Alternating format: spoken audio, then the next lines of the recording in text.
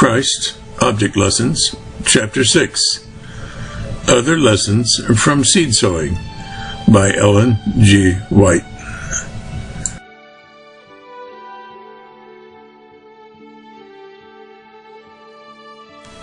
From the work of seed sowing and the growth of the plant from the seed, precious lessons may be taught in the family and the school.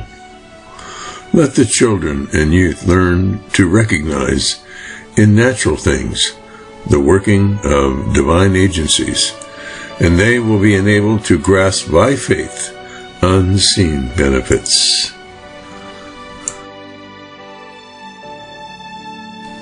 As they come to understand the wonderful work of God in supplying the wants of His great family, and how we are to cooperate with Him, they will have more faith in God and will realize more of His power in their own daily life. God created the seed as He created the earth, by His Word. By His Word, He gave it power to grow and multiply. He said, "Let the earth bring forth grass, the herb yielding seed, and the fruit tree yielding fruit after his kind, whose seed is in itself upon the earth." And it was so. And God saw that it was good. Genesis chapter 1, verses 11 and 12. It is that word which still causes the seed to grow. Every seed that sends up its green blade to the sunlight declares the wonder-working power of that word uttered by Him who spake, and it was, who commanded, and it stood fast. Psalm 33, verse 9. Christ taught His disciples to pray, "Give us this day our daily bread." And pointing to the flowers, He gave them the assurance, "If God so clothe the grass of the field, shall He not much more clothe you?" Matthew chapter 6, verses 11 and 30. Christ is constantly working to answer this prayer and to make good this assurance. There is an invisible power constantly at work as man's servant to feed and to clothe him. Many agencies our Lord employs to make the seed, apparently thrown away, a living plant, and He supplies in due proportion all that is required to perfect the harvest, in the beautiful words of the psalmist, "Thou visitest the earth, and waterest it. Thou greatly enrichest it. The river of God is full of water. Thou providest them corn, when Thou hast so prepared the earth. Thou waterest her furrows abundantly. Thou settlest the ridges thereof. Thou makest it soft with showers. Thou blessest the springings thereof. Thou crownest the year with Thy goodness, and Thy paths drop fatness." Psalm 65, verses 9 through 11, Revised Version. The material world is under God's control. The laws of nature are obeyed by nature. Everything speaks and acts the will of the Creator. Cloud and sunshine, dew and rain, wind and storm, all are under the supervision of God, and yield implicit obedience to His command. In everything that tends to the sustenance of man is seen the concurrence of divine and human effort. There can be no reaping unless the human hand acts its part in the sowing of the seed. Thus it is in every business pursuit, in every department of study and science. Thus it is in spiritual things, in the formation of the character, and in every line of Christian work. We have a part to act, but we must have the power of divinity to unite with us, or our efforts will be in vain. Whenever man accomplishes anything, whether in spiritual or in temporal lines, he should bear in mind that he does it through cooperation with his Maker. There is great necessity for us to realize our dependence on God. Too much confidence is placed in man, too much reliance on human inventions. There is too little confidence in the power which God stands ready to give. We are laborers together with God. 1 Corinthians chapter 3, verse 9. Immeasurably inferior is the part which the human agent sustains, but if he is linked with the divinity of Christ, he can do all things through the strength that Christ imparts. The gradual development of the plant from the seed is an object lesson in child training. And the truths which the parable teaches were made a living reality in his own life, in both his physical and his spiritual nature. He followed the divine order of growth illustrated by the plant, as he wishes all youth to do. Although he was the majesty of heaven, the King of glory, he became a babe in Bethlehem, and for a time represented the helpless infant in its mother's care. In childhood, he did the works of an obedient child. He spoke and acted with the wisdom of a child, and not of a man, honoring his parents and carrying out their wishes in helpful ways, according to the ability of a child. But at each stage of his development, he was perfect, with the simple, natural grace of a sinless life. The sacred record says of his childhood, the child grew and waxed strong in spirit, filled with the wisdom and the grace of God was upon him. And of his youth it is recorded, Jesus increased in wisdom and stature, and in favor with God and man. Luke chapter 2, verses 40 and 52. The little ones should be educated in childlike simplicity. They should be trained to be content with the small, helpful duties and the pleasures and experiences natural to their years. Childhood answers to the blade in the parable, and the blade has a beauty peculiarly its own. The child should not be forced into a precocious maturity, but should retain as long as possible the freshness and grace of their early years. The little children may be Christians, having an experience in accordance with their years. This is all that God expects of them. They need to be educated in spiritual things, and parents should give them every advantage that they may form characters after the similitude of the character of Christ. In the laws of God in nature, effect follows cause with unerring certainty. The reaping will testify as to what the sowing has been. The slothful worker is condemned by his work.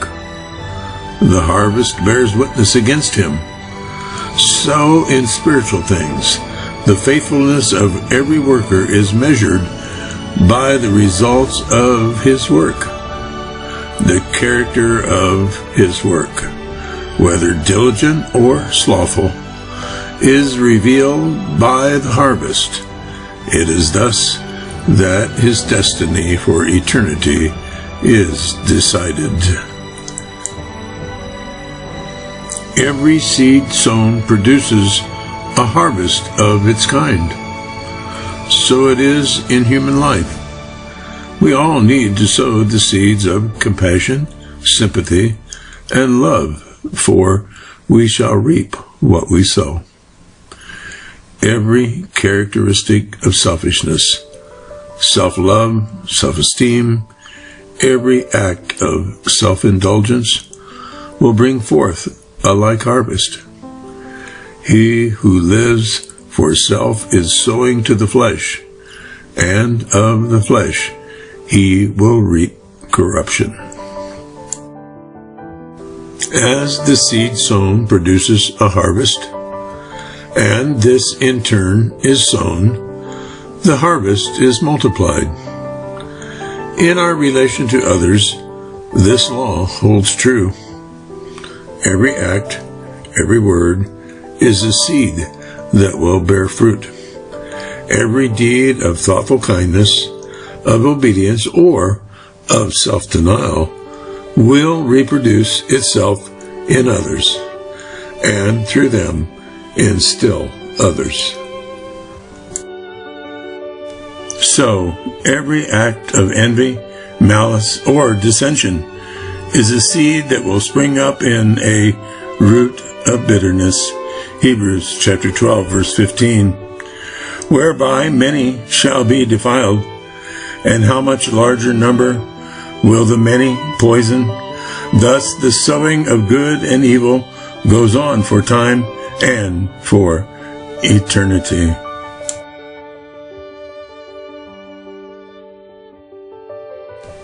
Liberality, both in spiritual and in temporal things, is taught in the lesson of seed sowing. The Lord says, "Blessed are ye that sow beside all waters." Isaiah chapter 32, verse 20. This I say, he which soweth sparingly shall reap also sparingly, and he which soweth bountifully shall reap also bountifully. 2 Corinthians chapter 9, verse 6. To sow beside all waters means a continual imparting of God's gifts.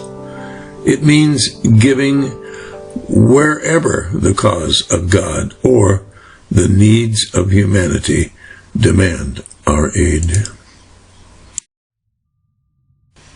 He which soweth bountifully shall reap also bountifully. The sower multiplies his seed by casting it away. So it is with those who are faithful in distributing God's gifts. By imparting, they increase their blessings.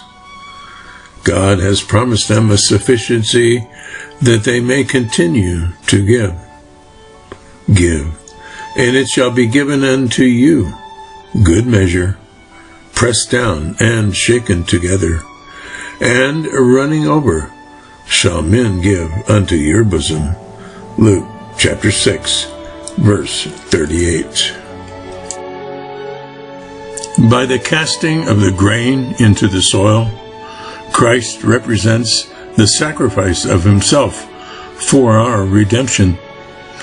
Except a corn of wheat fall into the ground and die, he says, it abideth alone, but if it die, it bringeth forth much fruit. John chapter 12, verse 24. So the death of Christ will result in fruit for the kingdom of God.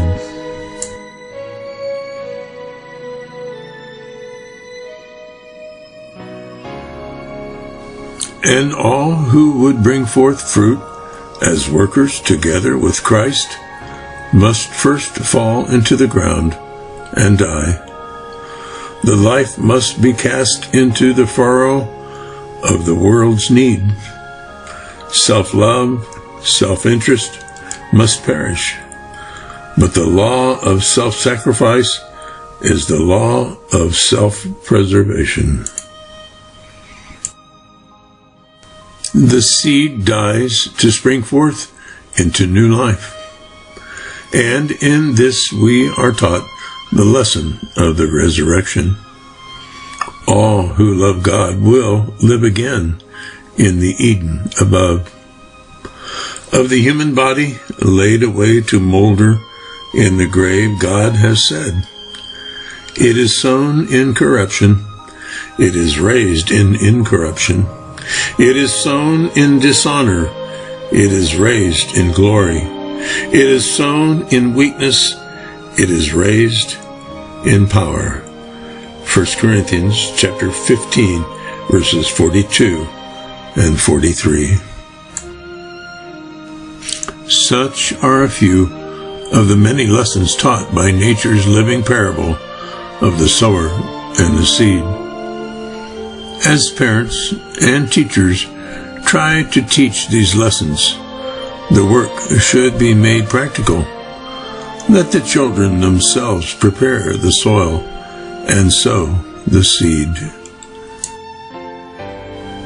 As they work, the parent or teacher can explain the garden of the heart with the good or bad seed sown there, and that as the garden must be prepared for the natural seed, so the heart must be prepared for the seed of truth.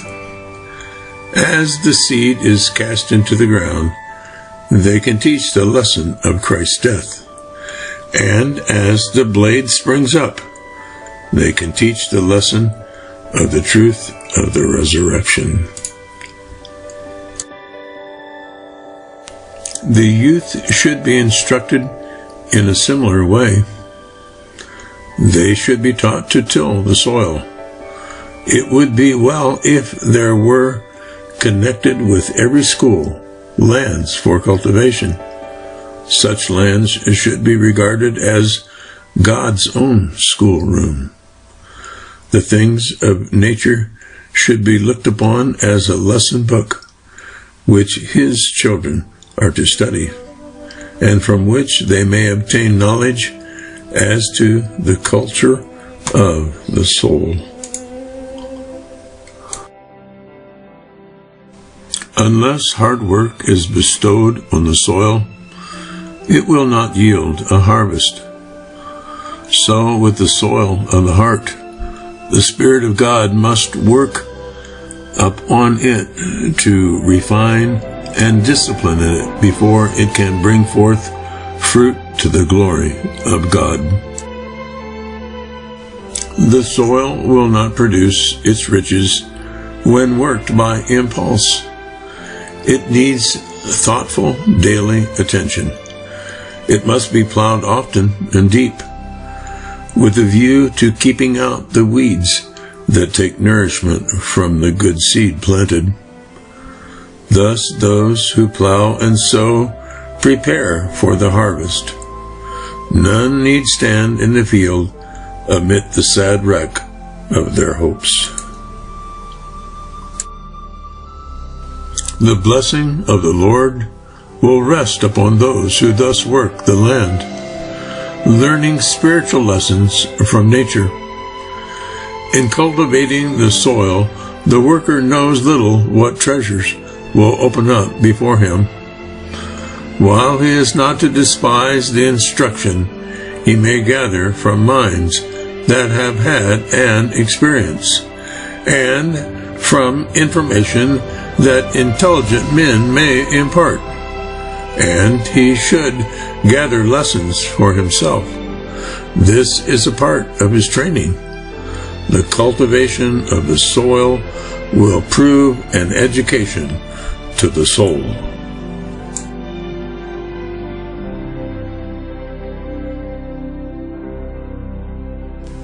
He who causes the seed to spring up, who tends it day and night, who gives its power to develop, is the author of our being, the King of heaven. And he exercises great care and interest in behalf of his children. While the human sower is planting the seed to sustain our earthly life, the divine sower will plant in the soul the seed that will bring forth fruit unto life everlasting.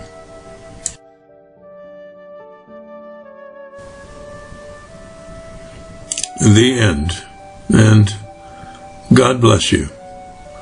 This video was produced and narrated by Gary L. Studebaker.